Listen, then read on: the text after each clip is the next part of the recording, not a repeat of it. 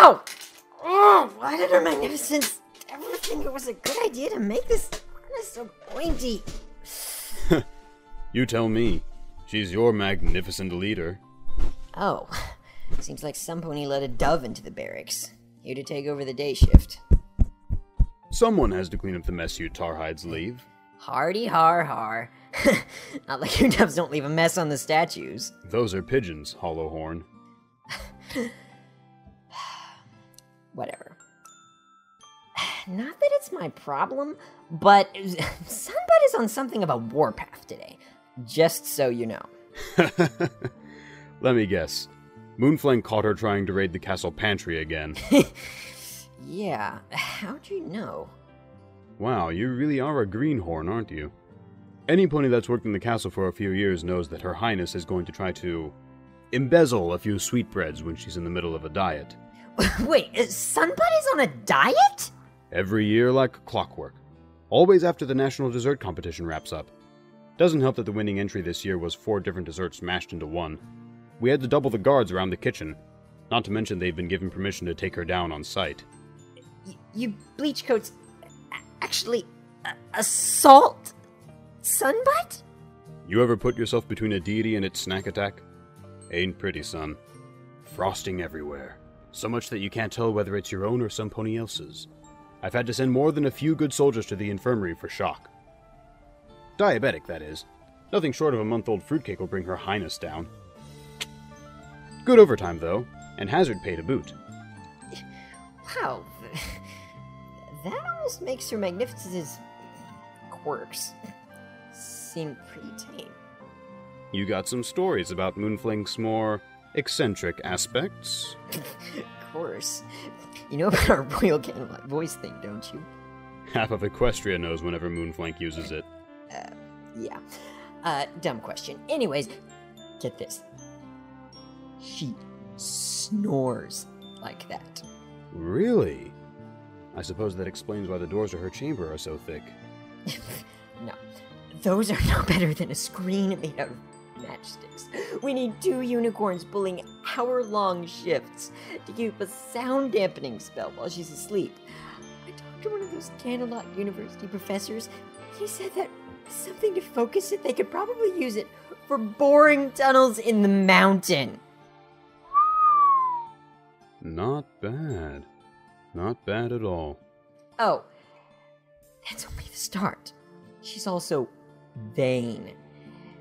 You know some ponies write those crazy fantasy stories about the princesses?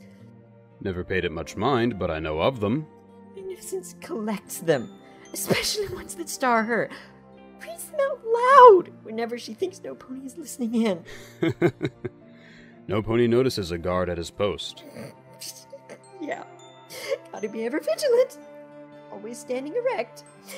Especially when she hits one of those shipping ones. Let me tell you, I never imagined my horn do half as much until I heard some of the stories. Her Highness also reads stories, mostly Harlequins. Trashy romance novels? Not sure if that's much of an improvement. It's a bit more complicated than that. How so? Tell me, when you think of Her Highness, what comes to mind? Answering a question with a question. Sunbud is obviously... Sunbud obviously moves the sun. She's got both wings and a horn. Apparently she's got a real sweet tooth. Not to mention she's immortal. Stop there. Tell me, son, what does being immortal entail? Well, it means she'd never die from growing old, I guess.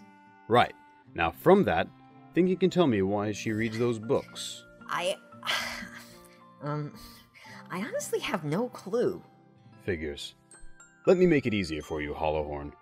What happens at the end of every single one of those books? They marry and live with each other happily until... Oh. Seems like you do have 2 brain cells to rub together. Care to use them and elaborate? Better than that, you senile cloud farter. Okay, so those stories always have a happy ending. With the couple loving each other till the day that they die. Except, she can't have that, since she's immortal. She would have to watch her mate grow old and die. So instead, she reads romance novels. And now you know why every soldier in the Royal Legion has their coat and mane dyed, and their eyes enchanted to remove different iris colors. I do? And there I thought there was still hope for you, Stalagmite Head. Each rank has a different color set. You Tarhides have gray coats and purple hair. Solar Guards, like me, have white coats with blue hair. The Elite Guard have gray coats with white hair, and so on and so forth. That way they all look the same.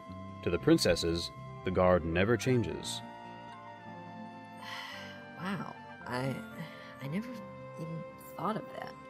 Get used to it. Just because you're out of the boot camp doesn't mean you're done learning.